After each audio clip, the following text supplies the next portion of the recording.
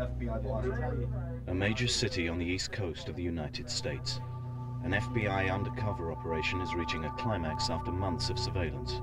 A meeting at a luxury hotel is being taped and monitored by a team of FBI agents.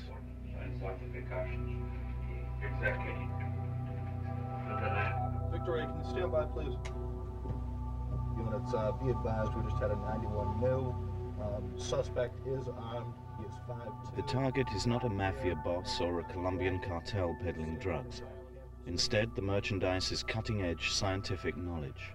Now, Russian scientists can understand all this. No problem. They know it. What's on offer is a genetically engineered protein. One test tube can contain the blueprint for a pharmaceutical drug worth billions of dollars.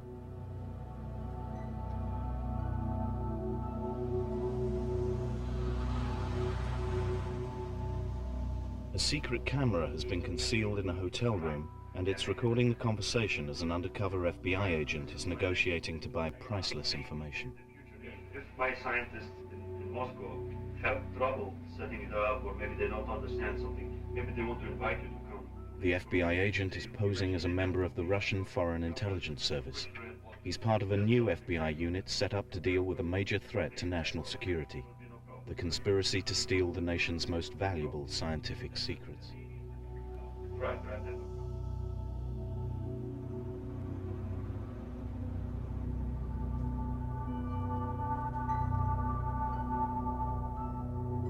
Boston, Massachusetts is the center for many of America's most high-tech companies involved at the cutting edge of scientific and medical research.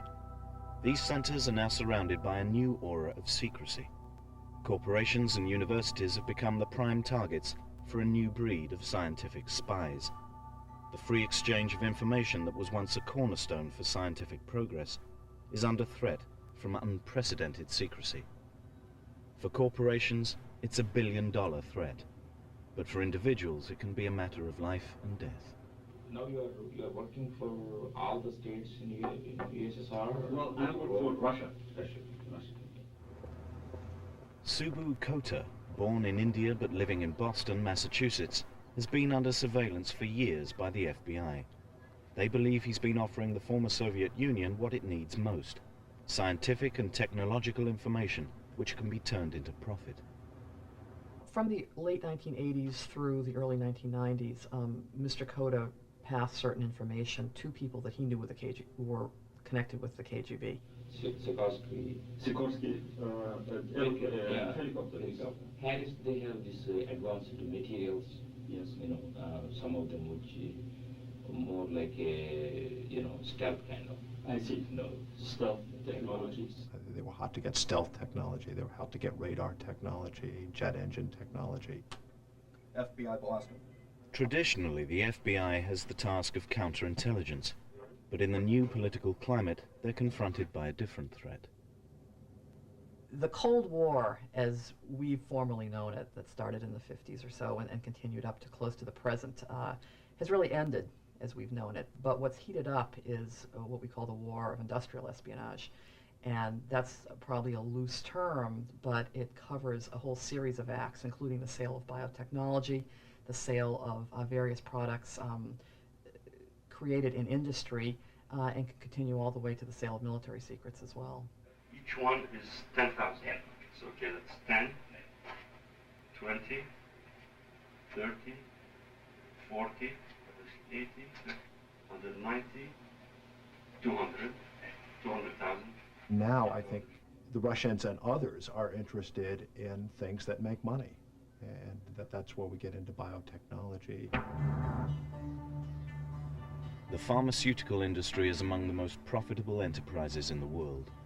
It is from the new arena of biotechnology that the billion-dollar breakthrough drugs are expected to emerge. Combining genetics, animal research, and human proteins, biotechnology promises a holy grail for medical research. Fierce rivalry, secrecy, and competition has escalated in the global race to secure patents for breakthrough drugs that may offer miracle cures and miraculous profits. In the last 2 years, the number of UK biotech companies has doubled. The sector in the United Kingdom alone is worth an astonishing £5 billion. Should that type of technology be compromised and sold to another country or a competitor within the United States, that's going to have a severe negative economic impact on the company that produced it, on the company that owns the patent. Subu Kota was planning to sell a genetically engineered protein for $300,000 that had the potential to make millions, the product of an American biotech company. Kota believed his customers were the Russian intelligence service. In fact, they were the FBI.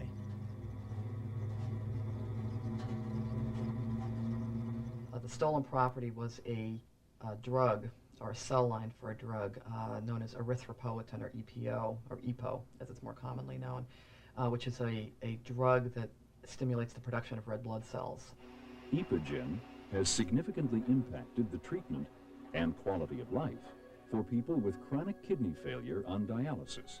When kidneys fail, they lose their ability to produce adequate amounts of erythropoietin, an important hormone that stimulates bone marrow to produce the red blood cells that carry oxygen. Without enough erythropoietin, the production of red blood cells declines.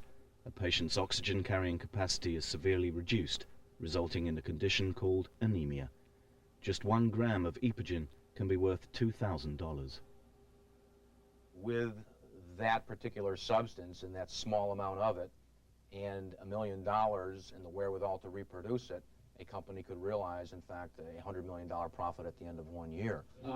The FBI had to make sure that Kota never suspected the real identity of his potential client. Several meetings over a period of time were the basis for an elaborate sting operation. The strategy, which was quite successfully implemented, was in fact to utilize an FBI agent posing undercover as a KGB agent to reinvigorate the relationship with the primary subject, and that in fact did prove successful. Very good. Thank you. Mr. Kota, I like the way you operate. Thank you. Very good. Kota, seen here on the left in this undercover video, claimed that his contacts in the scientific community could provide him with unique access to valuable biotechnology secrets. In a series of meetings, he promised to hand over a sample. Some of them takes a long time to outside world see them. But these are classified, Mr. Classified. Not like last time. I thought that I was going to bring a sample. I will get it to you, there's no problem. But mainly we have some understanding, and you know that's well. I could talk to you on the phone this much, you know. Right. But I thought, see, I came here because I thought I was going to bring a sample. That's what my superiors thought. The FBI is the largest law enforcement operation in the world. In undercover operations, they draw on an extraordinary range of resources, including private aircraft, millions of dollars, front companies, and Russian-speaking agents. But even the FBI is finding itself on a learning curve as it confronts the new threat from scientific spies.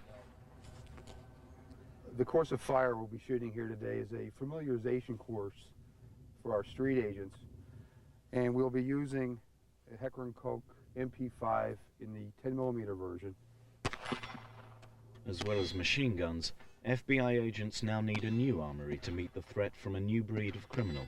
Scientists and businessmen who use their minds rather than force to commit crimes of a highly sophisticated nature.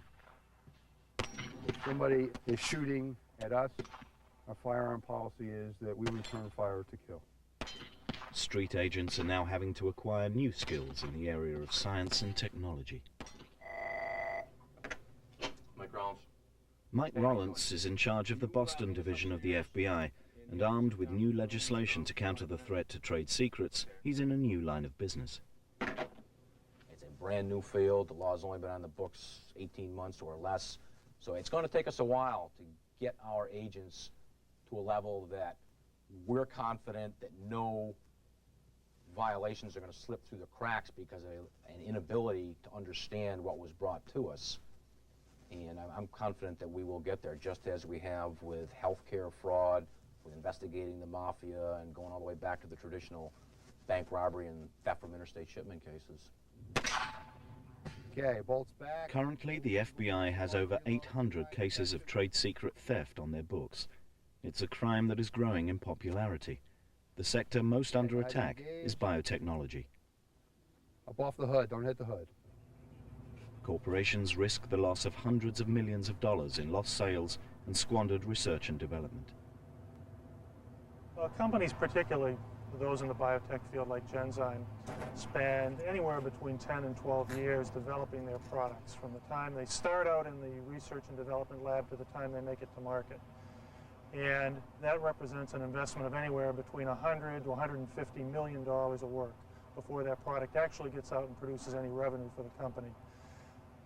Through that 10-year period is a tremendous opportunity for people outside the business to come in and steal the work that really represents the future competitive advantage of that business. It's really their future lifeblood. Subbu Kota was attempting to siphon that lifeblood from a company called Integrated Genetics, which has since merged with Genzyme. Integrated Genetics had spent hundreds of thousands of dollars in the race to develop the new generation of genetically engineered drugs to treat anemia. Kota had claimed he could get samples. Inside the company, his contact was Bhaskar Reddy, a biochemist seen here on the left, who worked on the development of erythropoietin. Developed company. How it was originally used? Originally, I made it in a company. You developed it. You worked on it. Yes. You personally worked on it. Yes. Where did you work on it? In here, Framingham. Yes. In which? Integrated Genetics. Integrated Genetics. That's the name of the company. Right. But it's no longer there. It is now part of Genzyme. Genzyme. Genzyme. G-E-N. G-E-N. G-Y-M-E. Reddy's position in the company meant that he had access to samples and the formula for erythropoietin.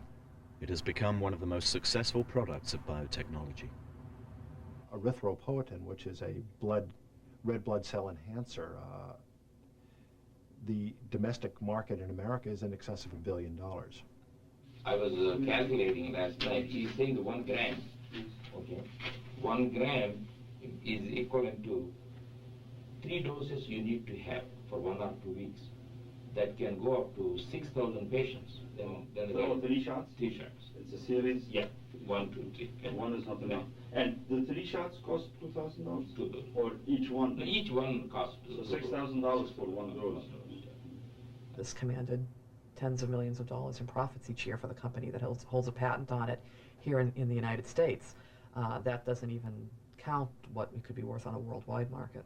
Once the FBI had their hands on Kota's sample, they needed the help of Genzyme scientists to discover whether the allegedly stolen erythropoietin was identical to the product they'd been developing. So the person who worked with them while they're developing this particular product, he knows and he kept some bugs with him in the lab. So right in the Sort of.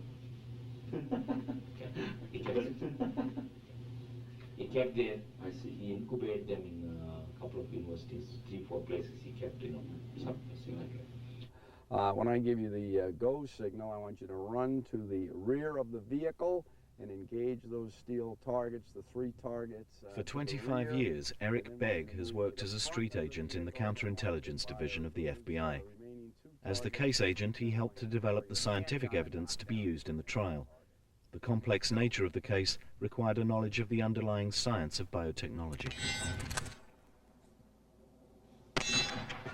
I went to one of the universities here and sat down with one of their molecular biologists and asked him to tell me what it took to develop a cell line that would produce erythropoietin. And it took a long time for me to understand how that came about. And I have a little bit of a scientific background, but it's so old that it's not to really bear on what he was talking about. Good. Decock and holster. Developing that particular bug is a time-consuming process. Like we all have immune system. Right. Somebody got to develop that immune system in a lab. Yes. So once that is done, all we got to get is the original bug. We can multiply that again and again and again. Right. And I'm not saying I understood the chemistry of it all, but I think in general terms I did understand it, which is after all what we're trying to convey to a jury. We need to know the truth so that my scientists know exactly where it came from, what it is, this question, number 7. It is from master cell bank or working cell bank? Master cell bank, okay. Good. With access to the master cell line, the purchasers were able to reproduce the protein in any quantity. Illegal manufacture on industrial scale offered a potential reward of hundreds of millions of dollars on the black market. But as in any illicit deal, the buyer kept hold of the money until Kota could prove that he was selling the genuine article. The person that was offering it was not going to give us the cell line itself. He was going to give us the liquid in which the cell line was nurtured. And that liquid would have in it the protein that we were interested in producing. In other words, the cell line expressed the protein into the liquid medium. They siphoned off the liquid medium, gave the liquid medium to us, and there was a test that we could buy and perform on this liquid medium to see that there actually was erythropoietin in it. Once we'd done that, we told him that we believed that he actually did have the cell line and wanted to purchase it. So we knew what we were purchasing, and once we'd done that, I think the most important thing from a legal standpoint was to prove that this particular cell line was not something that was created independently, but actually did belong to a specific company. I just thought of something. Did you have a gun or anything? No. For protection? No. You don't carry anything. You don't have anything at home. I thought maybe because there'll be much money. If you bring something with you. I carry bigger than this. Yeah, no problem. Good. Once they had carried out the tests and satisfied themselves that they had enough evidence for a jury, the FBI arranged a final showdown. 280, 290, 300. Good. You want to count it now? No. If you want to count it or if you want to look through it, you're welcome, but it is all $100 bills. Just as he thought he was $300,000 richer, Mr. Kota received an unexpected surprise. Yes. Just close it up. Just a minute.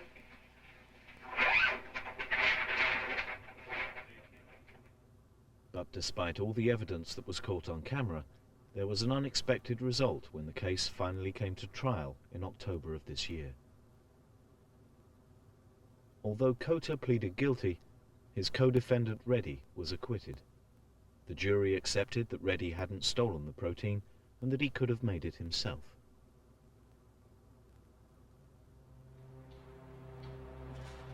But the FBI had at least successfully prevented the counterfeit production of Epogen, and they would do even better in another case in New Jersey. This time there would be more than $1 billion at stake.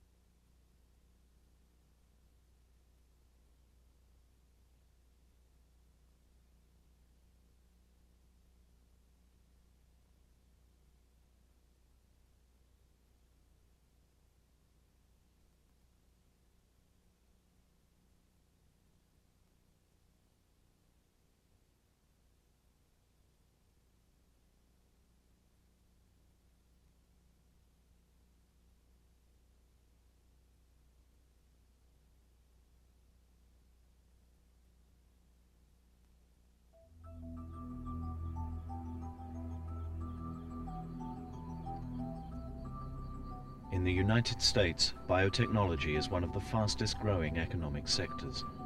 It's also the most competitive new frontier of medical science.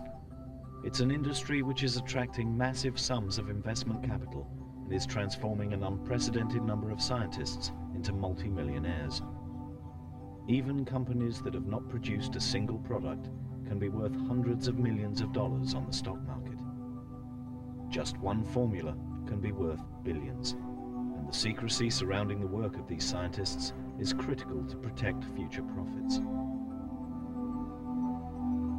There's so much money involved in biotechnology, so much investment, I think, because it's deemed that this is really the one and only way that we will combat the most serious health problems that still remain for humans. The rewards are significant, clearly. A new drug that adequately treats a previously untreatable or poorly treated disease can quite rapidly escalate to billions of dollars a year in annual sales. And clearly, a single product generating that volume of sales and profits can make a single company quite wealthy, as well as the investors in that company. It is these multi-million-dollar profits which have attracted the attention of both unscrupulous competitors and the intelligence agencies of foreign governments. David Kent is the head of security at Genzyme. He's come across a variety of methods used to try to steal secrets.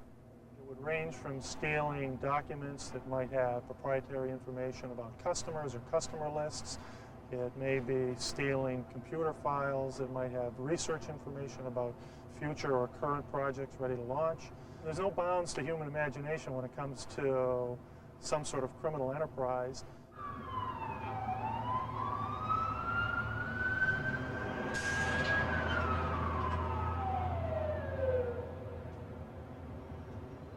In 1996, the director of the FBI alerted Congress to the threat to national security from the growing number of cases involving the theft of commercial and scientific secrets.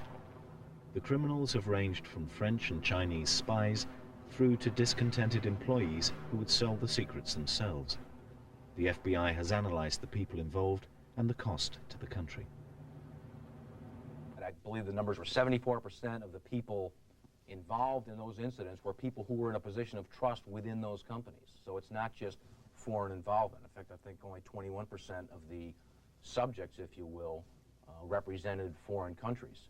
And yet the dollar amount that they gave was $5.1 billion in admitted losses, which equates to roughly 9% of the United States gross national product. And the powers that be in Washington have come to the conclusion that our national security is inextricably intertwined with our economic prosperity. To safeguard that prosperity, the FBI has devised a new program for companies involved in scientific research to alert them to the dangers. Hi, I'm Ken Warner with the FBI. I'm here to see Dave Kent. Using intelligence from a variety of sources, the Bureau warns science-based companies if they're being targeted by foreign governments. Hey, Dave. Pleased to meet you. Thank you. Our goal is to get out there at least quarterly. With the cessation of the Cold War, if you will, we began to focus our efforts on the threat to our economic well-being.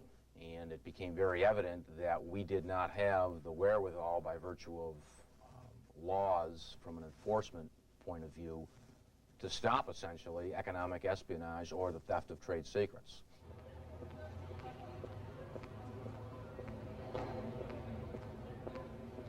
Last year, in response to the threat, a new law was passed which revised the Espionage Act to include the theft of scientific secrets as well as classified military technology. The most dangerous activity for an FBI agent is working undercover. Until recently, these agents never appeared on television or gave interviews. Paul Hayes is one of the first to do so. He worked a case in New Jersey which involved the largest sums of money yet recorded in an attempt to steal scientific secrets.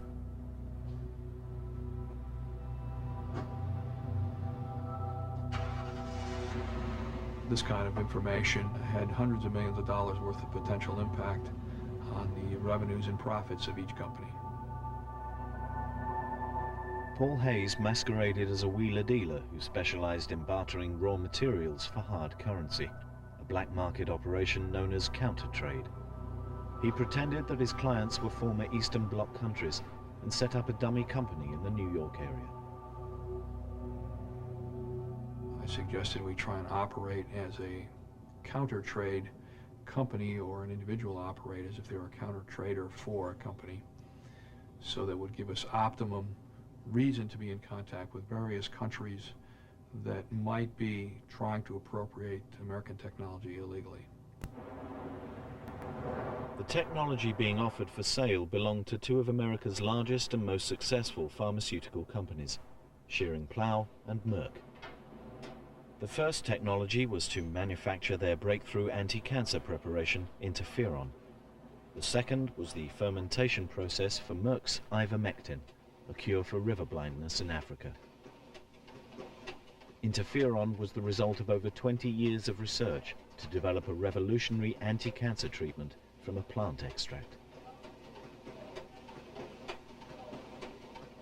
Ivermectin was also the result of many years of research by Merck to treat a disease which had previously been incurable. With these two drugs, each were pushing about $1 billion in annual sales. The industry refers to them as blockbuster drugs, and they were among their most successful and profitable products.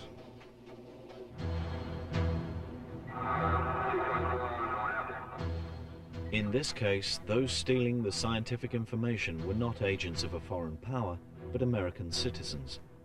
One of them was a former research scientist who'd worked for Schering-Plough, Dr. Bernard Males, seen here on the left in a secretly filmed FBI tape. With him is his partner in crime, another scientist, Mario Missio, owner of a laboratory called Biopharm. Tipped off by the company itself, the FBI made their initial contact with Mario Missio on the pretext of translating Italian scientific documents into English.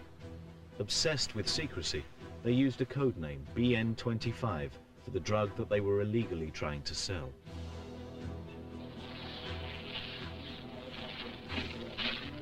$1 million is a pretty small pile. Wow, that's like this. So we're not nice and tight. Okay? Yeah. You called this BN25. Yes. He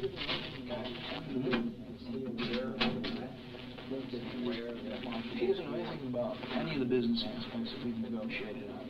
Just that he's responsible. It was well over a 9-month period before we were able to consummate a deal whereby they would provide me the technology and in this case, a particular mutant strain of microorganism utilized for the fermentation process in exchange for their choice of payment, which in this case was cash. Although not a scientist, Paul Hay's cover as a crooked businessman proved a successful strategy. Trying to enhance credibility, I operated a FBI-run shell company. Everything that they would have checked on me and did check on me proved to be something it could corroborate. I had foreign currency in my possession quite often, which would indicate that I was traveling to various places. For instance, I had memorized the foreign exchange for a US dollar transaction with numerous different countries so that I could cite them easily and interact as need be. Dr. Males indicated that he had all the technology and the microorganisms needed to set up a full industrial scale production of either one of these items. Anyone could easily be in competition with the rightful owners, Merck or Schering-Plough, if they got their hands on what he had. As two of the world's best-selling drugs were involved, Paul Hayes had to come up with some serious money to support his cover. I told him that I would bet that I could get $6 or $8 million for the interferon process from the Soviet Union. What we did is we continued to negotiate on the ivermectin, and through time we settled on a price of $1.5 million. They wanted it in cash, and the deal was closed where they provided me the technology and the microorganism for $1.5 million. Males revealed that the research and development costs alone were in the order of $850 million. As the undercover case reached its final stages, it was arranged that the formula and the samples would be exchanged in return for over $1 million in cash. Words may not be that accurate, but this is not inclusive of all that $850 million in research, because you have toxicity studies that you have to go through, you have preclinical studies that you have to go through, you have the animal studies that you have to go through, you have the clinical studies that you have to go through. A clinical study with 1,000 patients may cost you $3.5 million.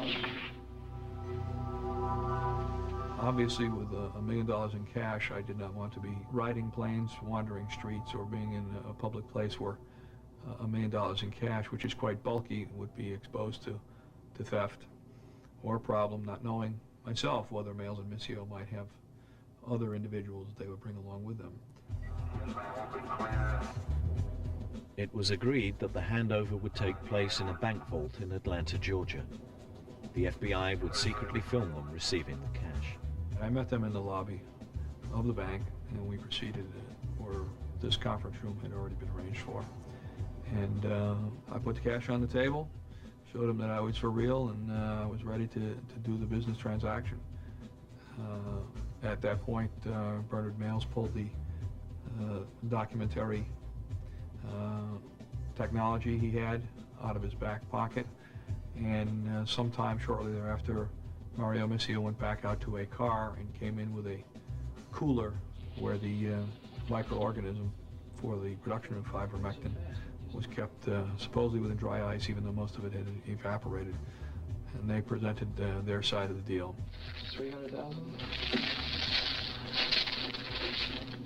400,000? 500,000? You can 600,000? $100 bills even smells like it.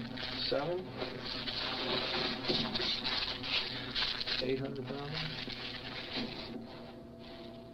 If they'd not been arrested and convicted, the economic loss would have been enormous. The prosecution calculated that the value of the stolen information was greater than in any previous case. The judge gave the case at sentencing on both Males and Missio $750 million worth of economic loss prevented, which would be obviously a conservative number. He's just taking the research and development value and not trying to calculate in any sort of economic way the potential for lost sales or the marketplace issues that could occur in the future. $1 million. What are we going to do when we have $8 million for the interference? Well, if we get $8 million for the interference, how are we going to fit it in the bag? The defendants were jailed for a total of 14 years. The stakes are now so high that it is possible that scientific crime could even involve murder.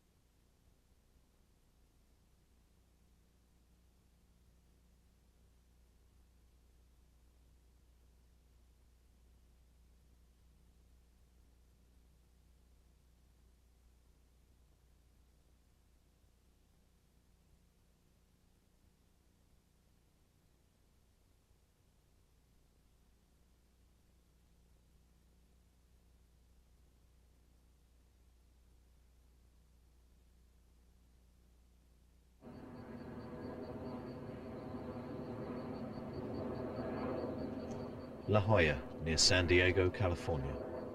As the latest center for America's biotechnology, the area has attracted some of the world's leading scientists to work there.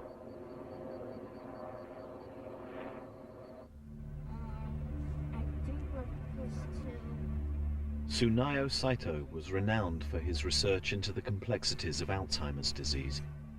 The University of San Diego had received a $14 million grant to finance his research. If Saito could achieve a breakthrough in the treatment of Alzheimer's disease, it would have been worth millions of dollars. The rumor was that he was close. Last year, he drove his 13-year-old daughter home from school after helping her with a science project. Here we are, we're finally home, dear.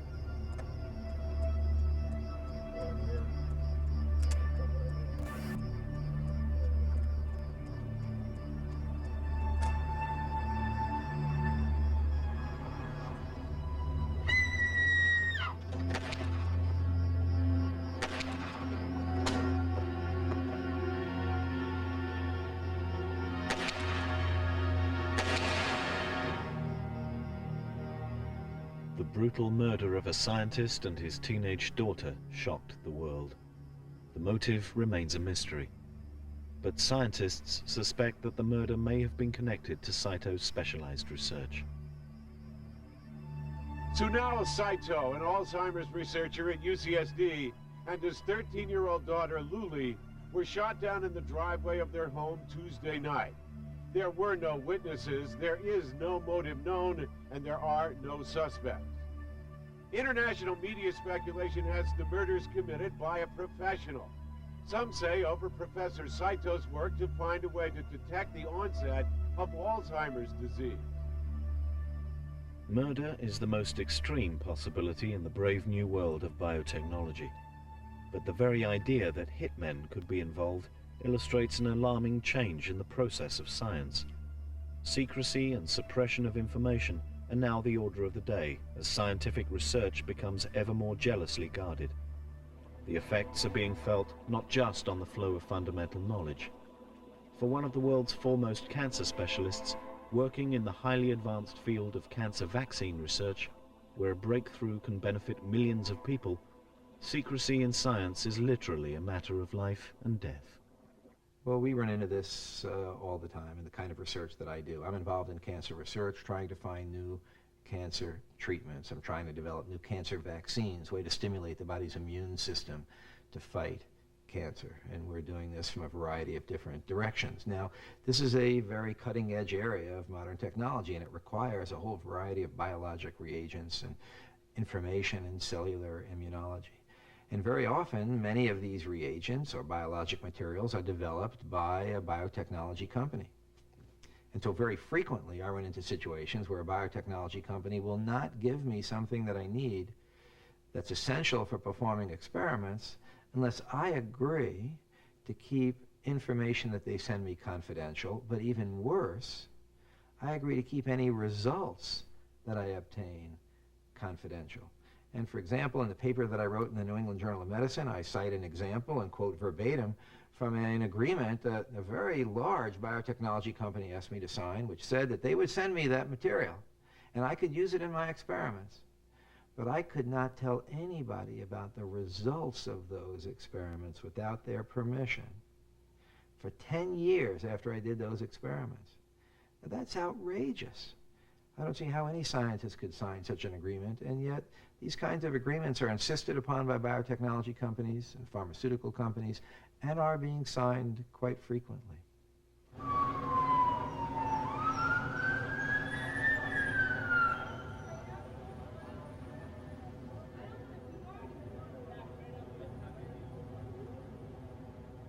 For working doctors all over the United States, it's a disturbing trend.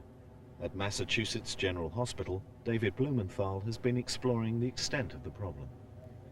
We've actually done some studies that tried to quantify the frequency of secrecy or data withholding among scientists who are actively doing research in the U.S.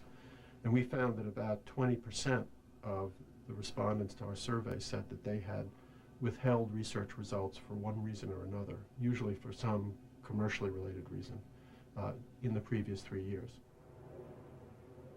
Secrecy strikes at the heart of the free exchange of information, a principle once regarded as the cornerstone of scientific progress.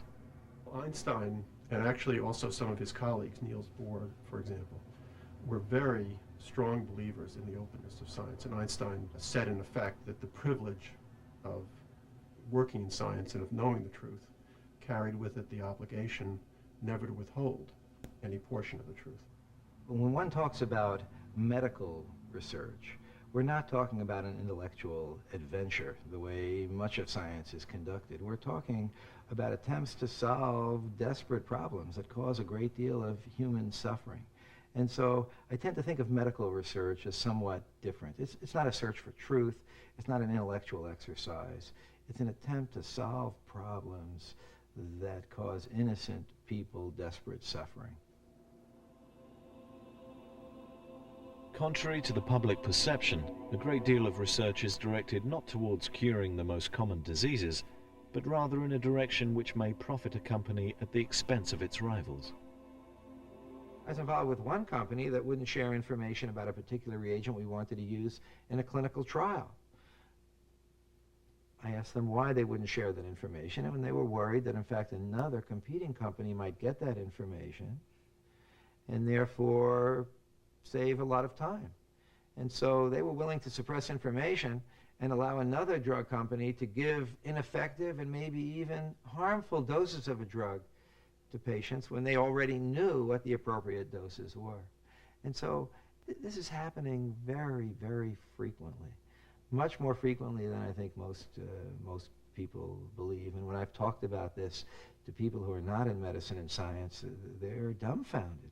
They say, how can this possibly go on when people are dying of cancer? In the United States alone, 560,000 innocent people died of cancer. And in Great Britain, 1 out of every 6 people now alive are going to die of cancer if we can't find better treatments.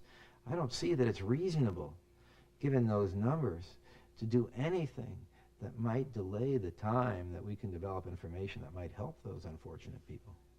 Back even 20, 30 years ago, we thought that maybe the health and the scientific truth was something that everybody owned, and that medicines and other things were so important they were the property of all people. We have set up a system in which the engine of science is no longer the search for truth. The engine of science is the patent, which gives someone the right to control a drug that may help millions of people, and interestingly enough, may harm an equal number.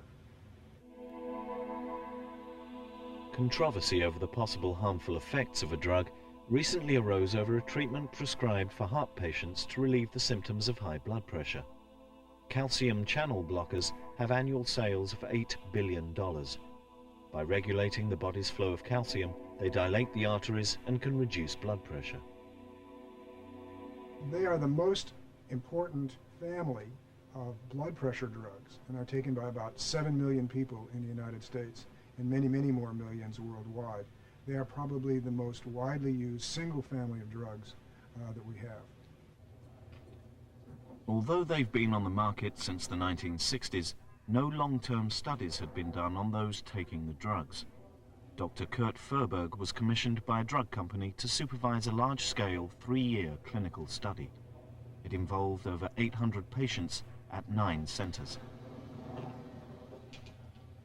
The aim was to compare the effectiveness of calcium channel blockers with alternative treatments. But the results, and those of his other studies, have alarming implications. When we combine the findings in a large number of studies, we observed an increase in mortality, a trend, which is a paradox because we expected a decrease. Furberg was coordinating a research project known as the Midas study. The project was funded by pharmaceutical company Sandoz, one of the major manufacturers of calcium channel blockers.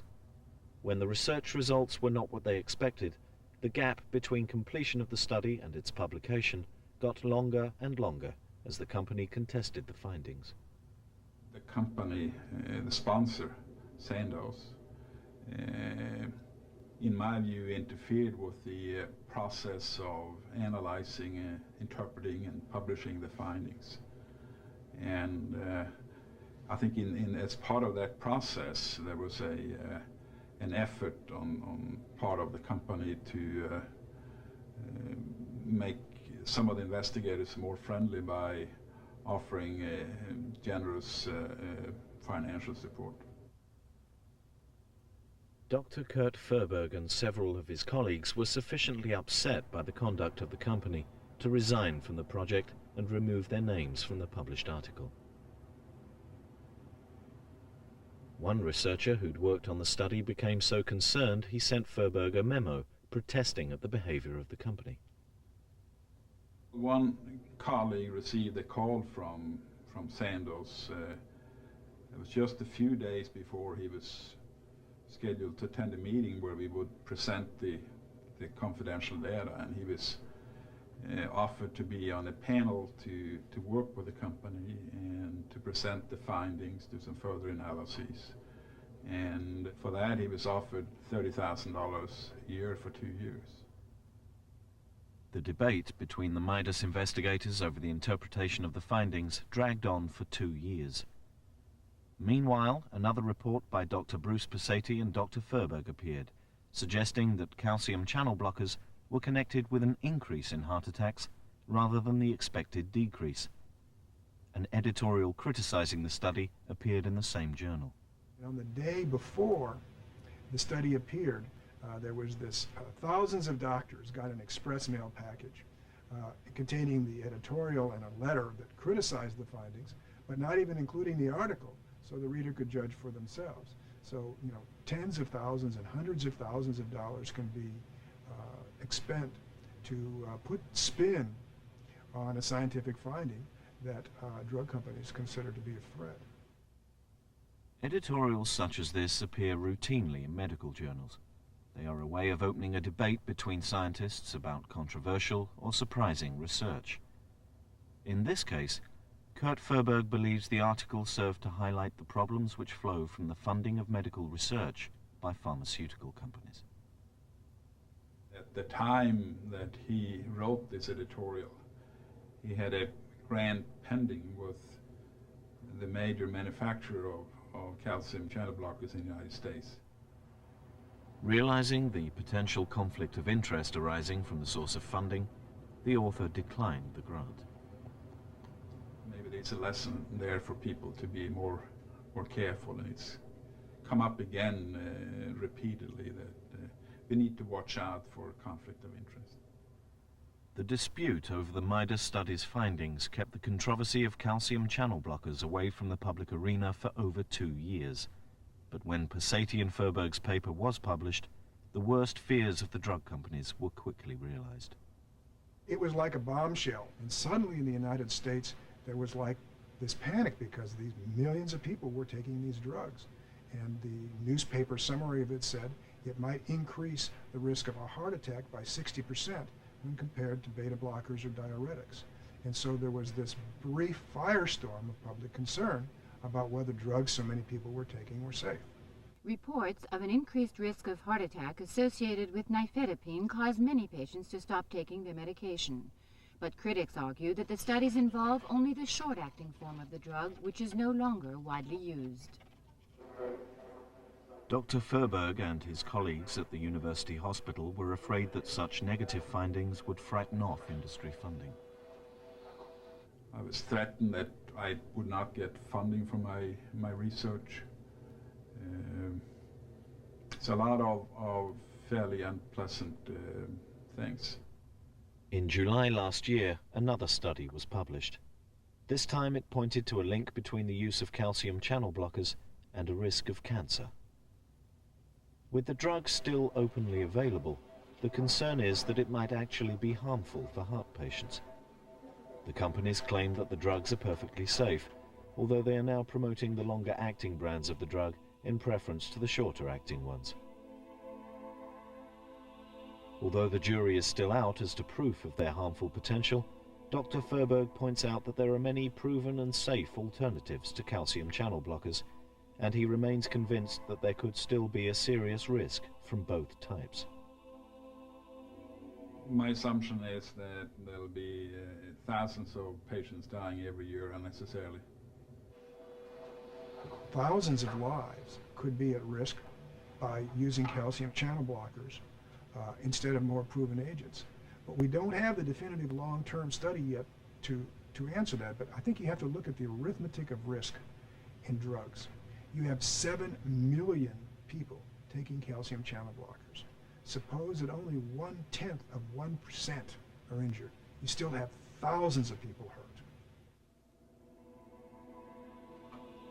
To me, the issue of secrecy in medicine is very clear. The ethics are very clear. If you keep secrets or don't share information, then you can delay progress. If you delay progress, then the time to developing new treatments will be prolonged. And if the time to develop new treatments are prolonged, then people, human beings, suffer and die who need not have done so. So to me, A = B = C. I think people who keep secrets don't mean for people to suffer and die, but in fact, in medical research, that is the consequence of their actions. And when looked at that way, it's clearly it's immoral to do that. Just last summer, a Taiwanese scientist was arrested in Philadelphia, attempting to steal secrets to set up a biotech industry in the Far East. A reminder that as technology advances and as competition becomes even fiercer, the emphasis in science is increasingly on money. Commercial pressures can be an effective catalyst for the production of new and better drugs, and no one is suggesting that biotech companies shouldn't make profits. But the public has a right to ask what may be lost when science becomes the servant of secrecy and profit, rather than openness and knowledge.